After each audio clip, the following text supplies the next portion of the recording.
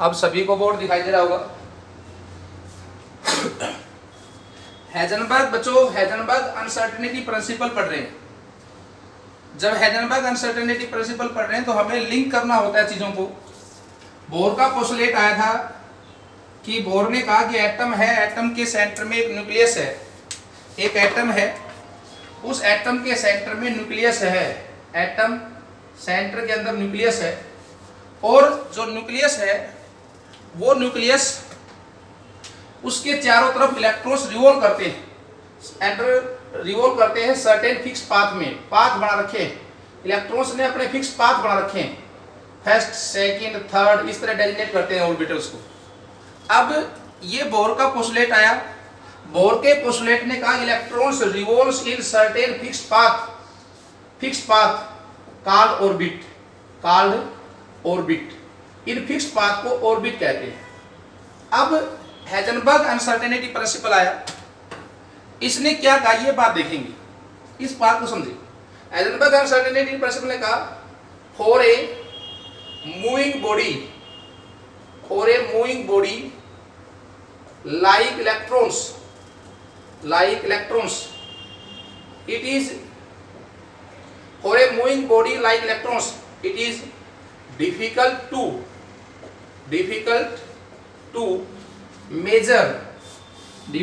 measure both the position and momentum accurately, ध्यान से देखें, एक वर्ड और जोड़ूंगा मैं इसके अंदर, for a moving body like electrons it is difficult to measure simultaneously,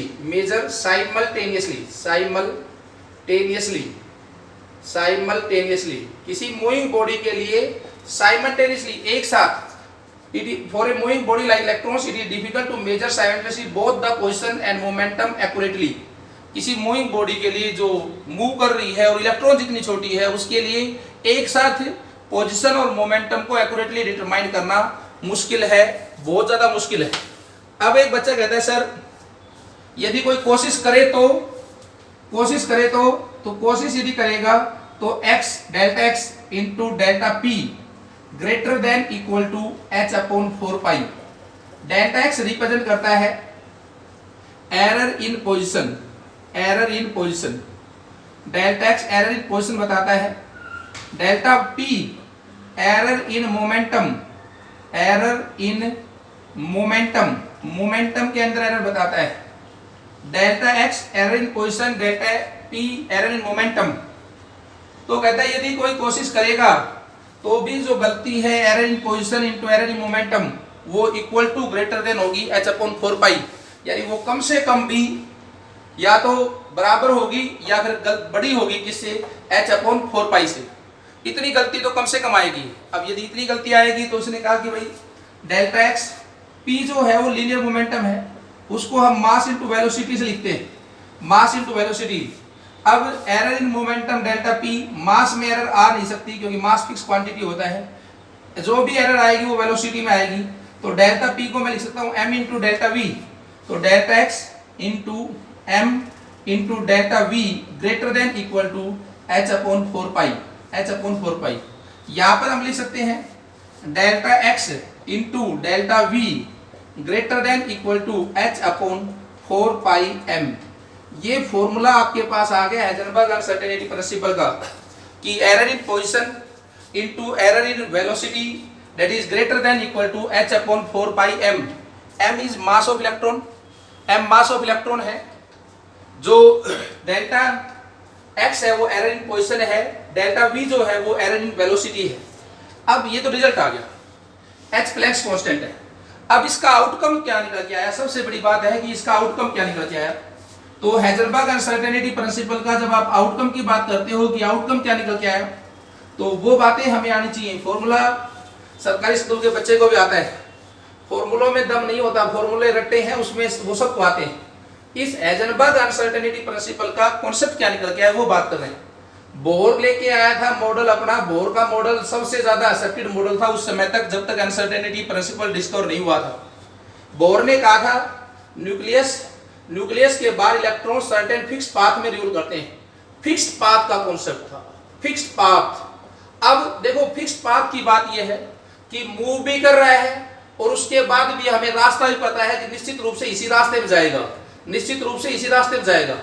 Heisenberg का प्रिंसिपल ने सबसे बड़ा जो अटैक किया वो इसी बात के ऊपर किया। उसने कहा कि ये तो 100% गलत है कि आप पोजीशन और जो वेलोसिटी है उसको लगातार आप एक्यूरेटली डिटरमाइन कर पा रहे हो, उसमें कम से कम इतनी गलती तो है ही है। यानी हेजनबर्ग प्रिंसिपल की सबसे बड़ी जो आउटकम थी, जो सबसे बड़ा कंक्लूजन था, ही rejected the concept of fixed path। उसने फिक्स्ड पाथ के कॉन्सेप्ट को रिजेक्ट किया, यानी फिक्स्ड पाथ का कॉन्सेप्ट रिजेक्ट हुआ, यानी कि ऑर्बिट का कॉन्सेप्ट रिजेक्ट हो गया।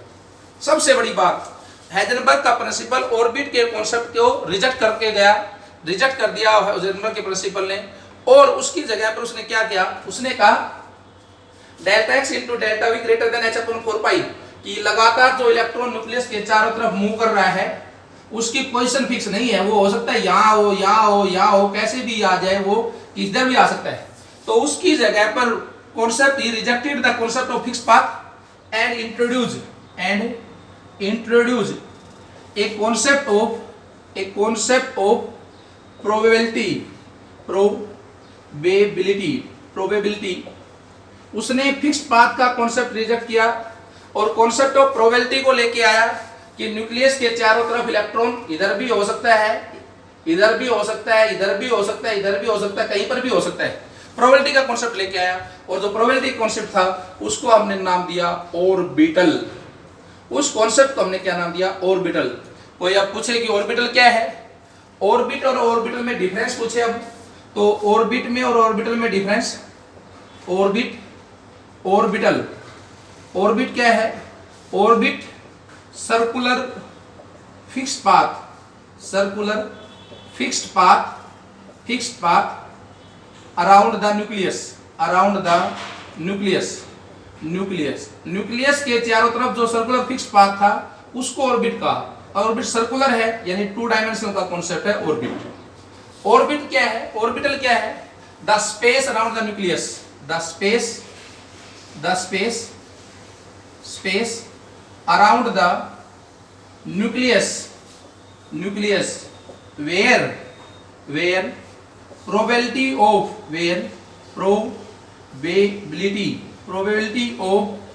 finding the electron is maximum।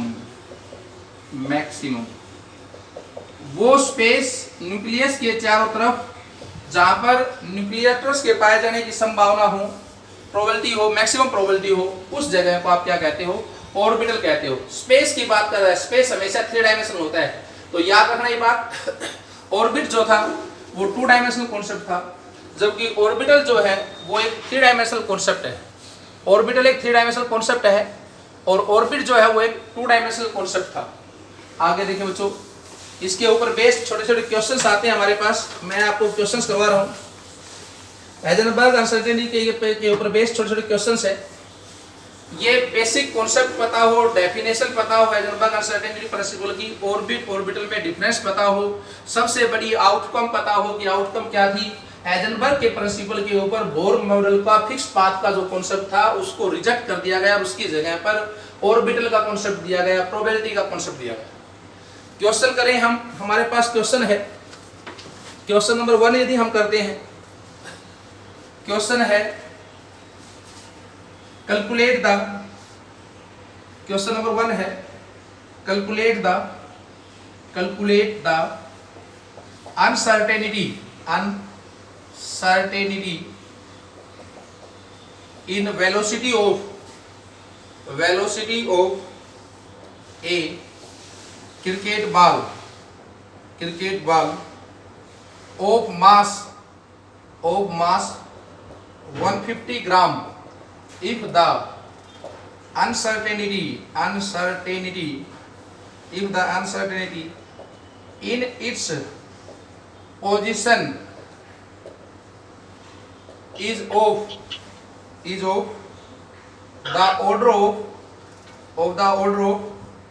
1 angstrom, 1 angstrom। ये आपको ऑर्डर दिया है। अब देखो बच्चों, calculate the uncertainty velocity of cricket ball of mass 150 gram if the uncertainty in its position is of the order of 1 angstrom. Uncertainty position के अंदर किस ऑर्डर की है? 1 एंगस्ट्रॉम की। अब हमें पता है मूविंग बॉडी है, क्रिकेट बॉल है, मूविंग है, तो delta x into delta v delta p greater than equal to h upon 4 pi. ये आपके पास हेजनबर्ग अनसर्टेनिटी प्रिंसिपल है। हेजनबर्ग अनसर्टेनिटी प्रिंसिपल ये आपके पास है।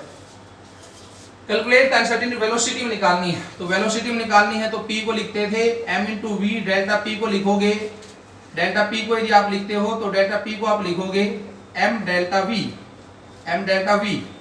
Delta x into m into delta v greater than equal to h upon 4 पाई।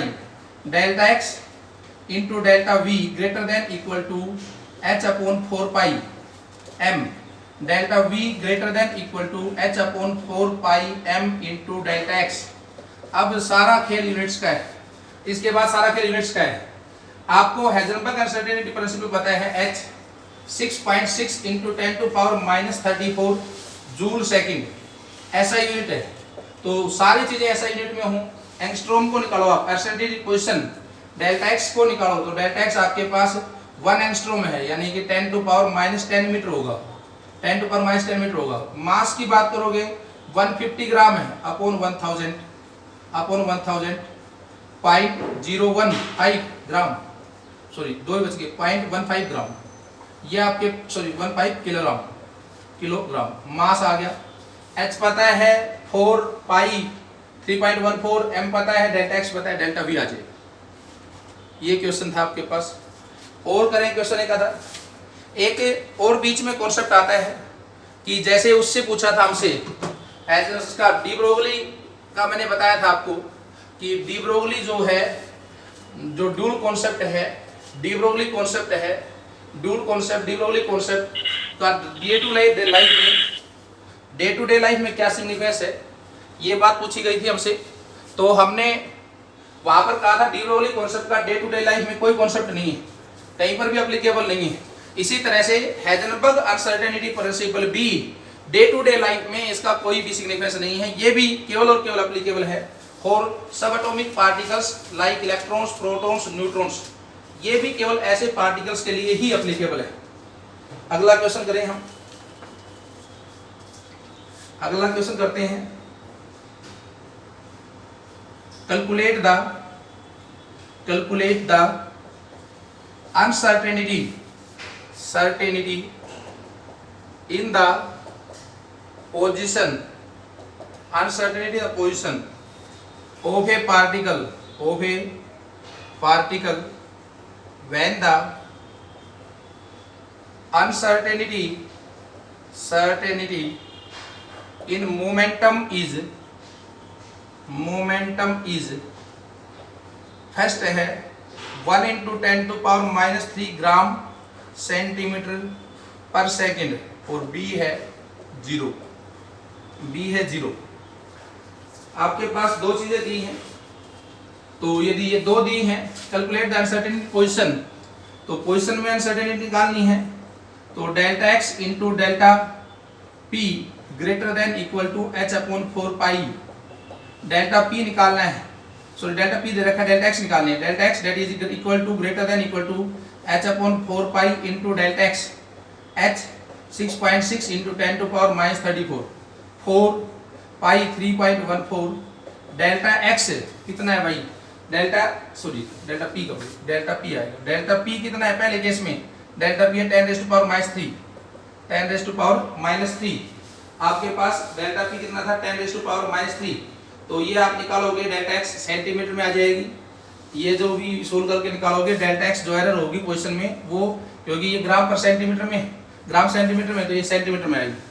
दूसरा है 0, तो 0 वाले केस में क्या करोगे, delta x into delta p greater than equal to h upon 4 pi. ये डेल्टा p यहाँ पर आ गया into delta p, delta x that is equal to h upon 4 pi into 0, ये 0 तो ये सारा क्या होगा, समथिंग अपॉन 0 इन्फिनिटी। तो डेल्टा एक्स की वैल्यू क्या होगी इसके अंदर, डेल्टा एक्स सेकेंड पार्ट के अंदर डेल्टा एक्स ये इन्फिनिटी आएगी आपके पास। तो एरर इन पोजीशन जो है वो इन्फिनिटी होगी यदि एरर इन मोमेंटम क्या होगी आपके पास 0 होगी। यदि एरर इन मोमेंटम 0 होगी तो एरर इन पोजीशन जो है वो आपके पास क्या होगी, इन्फिनिटी होगी, क्योंकि दोनों का प्रोडक्ट बराबर है h अपॉन 4 पाई। एक 0 होगी तो दूसरी जो है बहुत बड़ी हो गई। तीसरा क्वेश्चन करें, अगला क्वेश्चन करते हैं। थर्ड क्वेश्चन यदि हम करें बच्चों, थर्ड क्वेश्चन हमारे पास है एक थ्योरेटिकल क्वेश्चन। कई बार +1 के जो एग्जाम होते हैं उस चीज में पूछ लेता है, वो क्वेश्चन भी मैं करवा रहा हूं। क्वेश्चन कहता है on the basis of, question number third, on the basis of Heisenberg uncertainty principal, on the basis of Heisenberg uncertainty principle principle show that electron cannot exist in nucleus। Radius of nucleus जो है, radius of nucleus वो 10⁻⁻15 metre के inverse का होता है, के order का होता है।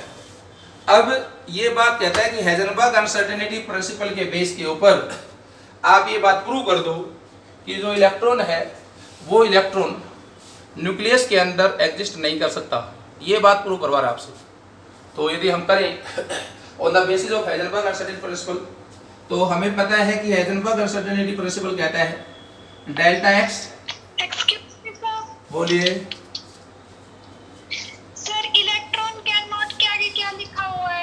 on the basis of Heisenberg uncertainty principle so that electron cannot exist in nucleus। Solve किया हमने delta x into delta p greater than equal to h upon 4 pi m, delta x into m into delta v greater than equal to h upon 4 pi, sorry m नहीं था, 4 pi delta x into delta v greater than equal to h upon 4 pi into m। Delta v निकाल लेते हैं, delta v निकाल लें, greater than equal to h upon 4 pi m into delta x। Delta v निकालेंगे, हमारे को कहता है ये बात प्रूव करो कि इलेक्ट्रॉन न्यूक्लियस के अंदर एग्जिस्ट नहीं कर सकता। हमने कहा भाई न्यूक्लियस, ये न्यूक्लियस है और ये न्यूक्लियस है, तो इसका जो रेडियस है वो 10⁻⁻15 मीटर का है। अब मेरे से मान लो ये रेडियस नापने में कोई गलती हुई हो, जो कोई गलती हुई हो छोटी मोटी, कोई भी गलती, वो सबसे बड़ी गलती मान लेता हूँ। मैं मान लो ये कहूँ कि मैं कोई एक क्लास पढ़ाता हूँ +1 F3 और कोई कहे जी झूठ बोल रहे हो, तो मेरी सबसे बड़ी झूठ ये हो सकती है कि F3 नाम की कोई क्लास ही ना हो। तो मैंने ये कहा कि हमने जब रेडियस को नापा तो रेडियस को नापने में जो हमसे सबसे बड़ी गलती हो सकती थी एरर निकालने में, वो इतनी ही हो सकती थी कि रेडियस नाम का कोई चीज ही ना हो और हमने उसको रेडियस बता दिया हो, यानी डेल्टा एक्स 10⁻⁻15 मीटर के ऑर्डर की बता दी हो। तो मैक्सिमम जो एरर थी पोजीशन में वो तो यही हो सकती थी। अब ये बात लेते हुए मैंने डेल्टा वी एच की value 6.6 into 10⁻34, 4 pi 3.14, mass of electron 9.1 into 10⁻31, delta x 10⁻15।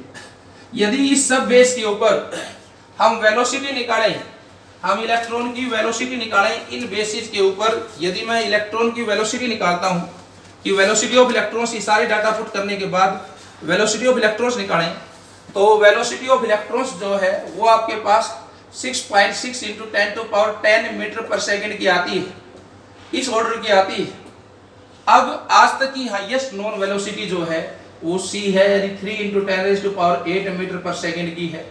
इसलिए इतनी, इससे ज्यादा वेलोसिटी नहीं हो सकती, इससे ज्यादा वेलोसिटी नहीं हो सकती। तो हमारा ये कॉन्सेप्ट गलत है, यानी कि ये जो वेलोसिटी आ गई गलत है। और यदि वेलोसिटी गलत है तो ये अजम्पशन हमने केवल तब निकाला है जब इलेक्ट्रॉन को न्यूक्लियस के अंदर मानकर उसकी पोजीशन में एरर निकालने की कोशिश की। जब इतनी वेलोसिटी नहीं आ सकती तो इसका मतलब ये है कि पोजीशन के अंदर भी इतनी एरर नहीं आ सकती, एरर इन पोजीशन इतनी ज्यादा नहीं हो सकती। तो न्यूक्लियस इलेक्ट्रॉन के अंदर अप्लाई नहीं कर सकता, सबसे बड़ी बात है। आपके पास ये हाइजेनबर्ग अनसर्टेनिटी प्रिंसिपल था।